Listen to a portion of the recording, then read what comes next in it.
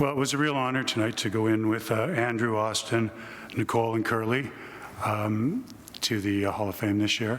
And it was, I think I had a real hard time trying to figure out what to say as we were doing this, because the drivers of the program were the ones who kind of believed in the program and believed in the work and what it took to actually do that stuff back to back to back to back all the time. So I thought I would, before Noxie comes up here and tells you all about that outstanding team we had with, as I was talking to some people out in the lobby, I reminded them, when you look at the standings and you saw the almost 200 goals that we scored that season, and then you saw the second place team, Queens, that scored 190 some goals. And then you looked at our goals against average, which was in 26 games, I believe it was 24. And Noxie's a really good goaltender, but she had some really dedicated people keeping, helping her out on the ice also. Compare that to Queens, they gave up 180 goals. So it's easy seeing how that team could go on a run like it did. That was the second year in a row we won the first 25 games, and when the team lost the previous year, when everybody was off at the Fisher games, and the second year we tied, so we actually had a continuous improvement goal that we met that year. So rather than the 15 years, I tried to sort out what kind of things should I talk about, and you know, I think I had to, after a couple of days of going through everything that happened, I figured that this particular team here was going to go on to finish off the night, and Noxie's going to say a little bit, but I'd like the people to know the kind of stuff that you guys went through to be as good as you were. So I'll try to keep it short because I want the show to be that team up here on this stage. You really bought into the vision that we had. The vision was to make sure that we could fill all the spots on our Ghost roster as the first step, and the second step was the kind of season you guys had, or sorry, the goal at the end, the stuff. So in putting that together, we had a number of things to do, and in the process, I don't know if you remember the guiding principles and all those things that we moved through. Our process that we had back then really was designed to make us ultimately make that vision a reality, which you guys did so well that particular year. Our process defined it how we played with and without the puck. It was the decisions we made with the puck and without the puck. It was the speed, tempo, and pace we played at, the behaviors and habits on and off the ice. And it was what I considered a well-established process, which was going to make us play with big confidence. And it was a hard-working and confident team. And we did not panic. We were pretty cool. And well, there's more to come. Okay, so playing with big confidence makes you want to play the right way when the game starts. So we have that was really part of just engineering the environment that we had on the team that year. It's kind of when you take a look at challenging everything you do from year to year to year, and how do you get better, and getting better with the groups that we had come through through our system was really, it got tricky sometimes. But you know, strengths, weaknesses, tendency, character, work ethic, those things were all really high on our boxes that we checked when we were looking to replace the parts year after year. We've had star players right from the first year I coached here, right through, and we always had a pretty good, we had players that wanted to come and play after the first national championship team, and then when they saw records like your team and the previous year's team, recruiting became much easier. Now,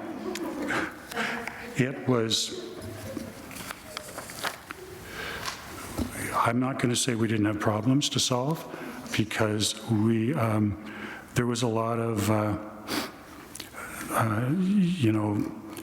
when you engineer their environment, you set roles and responsibilities for players and staff. You get content experts for the 3 peak performance areas. So you remember we had Jamie Carlson in physical prep, and if we didn't start on time, who was up all over you guys before the next game? It was Jamie. So that was what our culture was. We wanted every competitive advantage that we could get over our opponents, and we wanted to be one step ahead, competitively. So we had,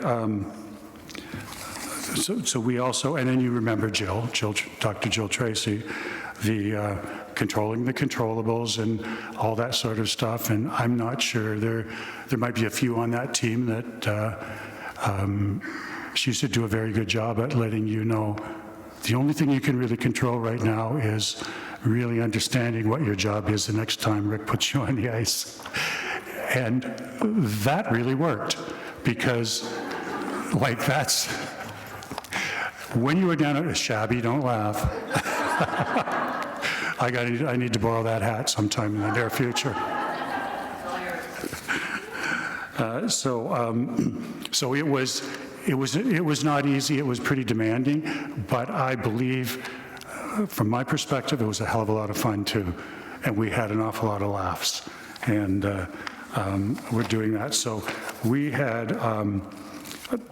Let me just go through some of the stuff that was on the job description for Jamie Carlson and Jill, Dr. Tracy. Off ice, on ice, the energy system trainings and aerobic and anaerobic. Jamie was in my office every day, and we did that. Work ethic, toughness, and grit. Okay, that was a course we put Skeets through really quick. And because she needed to learn how to defend herself when Sheriff got mad at her.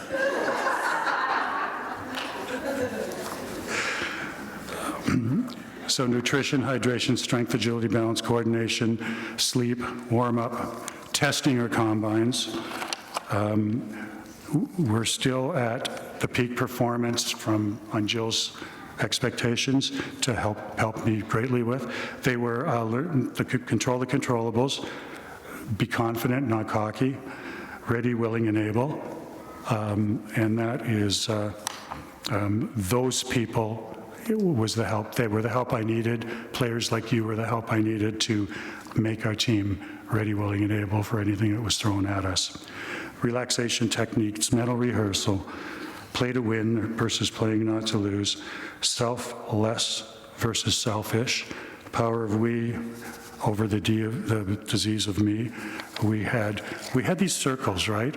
And they were all 3 of those things that you need to have a plan around that works by the second half of the season and playoff time, so that they're all on top of each other by the time we have our annual workshop. Let me see now. Something about controlling our own fate. That was a Noxie special, wasn't it? With the T-shirts and that, yeah. That was there. So that mental piece of it and the physical piece of it was very, very much just as important as what we do on the ice, the technical, the tactical stuff that the coaches do. Do you remember the ice principle that you need intensity, control, and emotion all the time? Skeets, do you remember that? Of course. Controlled emotion, right? Yeah.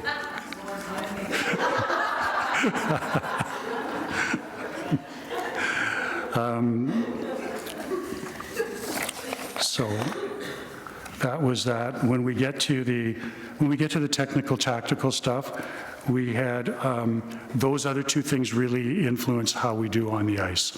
Moving from there. So that's where we define how we play with and without the puck. We do stops and starts versus flybys when we stop at the puck, and puck management rules, fail-safe, mistake-proof the process, hoping versus knowing. You don't want to do blind passes. You don't want to give anybody. The university hockey always boils down to one game that you strive to play the perfect game for, because one game and you're done.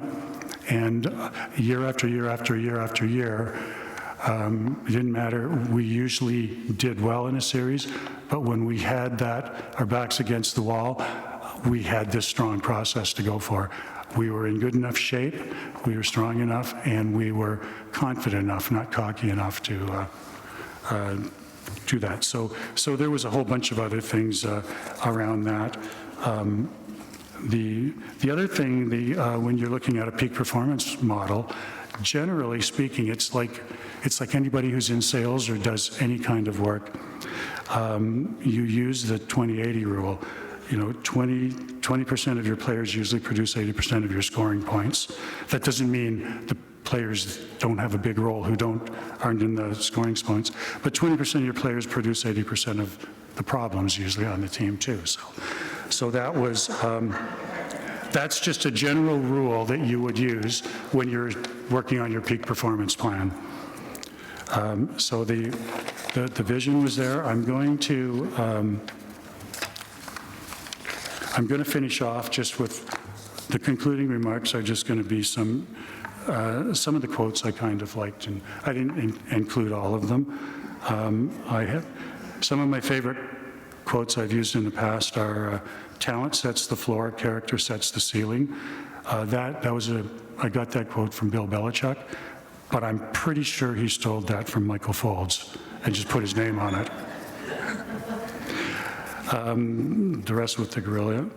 My philosophy was always to say little when you lose and say less when you win, because it is, the teams that brag, they never win. They weren't good enough, but they were trying to talk themselves into it all the time. I think Muirhead liked this one. It was, if you're looking for excellence, aim for perfection. Always earn, never given. Here's another one. I'm not sure I agree with it, but it says, if you want to go fast, go alone. If you want to go far, go together. Now that is from Barry Trotz, but I'm pretty sure he stole that from Laurier hockey interim coach Peter Baxter. Now, probably the will must exceed the skill is next on the list, but I would say the one I focused on most of all every year was don't let outcome distraction interfere with process focus. If you trust the process that we had in place, it drives excellence through hard work and teamwork. And that's made me so proud of our groups year after year after year. And this group was right at the top of the list for those stats that I just happened to mention. Like, I'll never forget that differential and the dominance. Now, there was a lot of shutouts, there was a lot of low scoring, and it was pretty hard for teams to get back in the game if they were down a goal or two against us. So we had really good parts, and Noxie will talk a little bit about that, I hope, when she gets up here.